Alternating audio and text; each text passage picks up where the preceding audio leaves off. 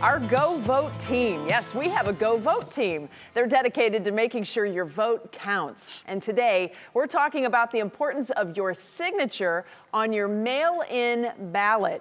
Brandon Simmons joins us now with one incredibly important reminder. Brandon, they're expecting a record number of mail-in ballots, so this is a pretty big deal.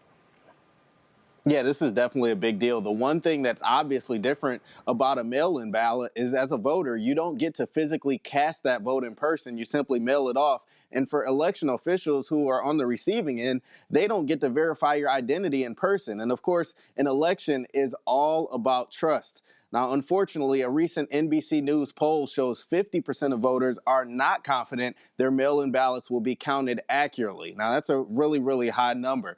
But local elections officials and data from the past elections prove that there are less issues with mail-in ballots than you may think. A lot of that comes down to training. Elections workers are trained to recognize signature mismatches, and before a ballot is rejected, there is a bipartisan team that makes that decision together. Now, if that happens to you, all is not lost. Even if your signature doesn't match up, Lake County Elections Director Ross McDonald says you'll get a chance to make things right.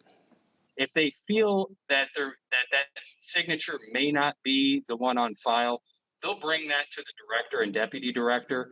And then at that point, as long as provided we agree with that outcome, we'll send the voter a letter. We'll send them what's called an 11S form, which is clarifying to the voter that we need you to sign again.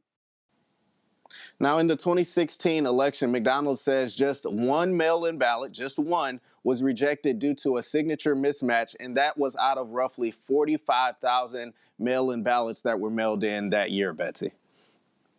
Obviously, a lot of people are going to be paying very close attention to this. I've never done the absentee ballot before, so I'm doing it this year, and I'm a little nervous I'm going to miss something. So not just Ohio, of course, doing this, but the national level, too. What do the numbers look like on the national scale? Is this enough to sway an election one way or another?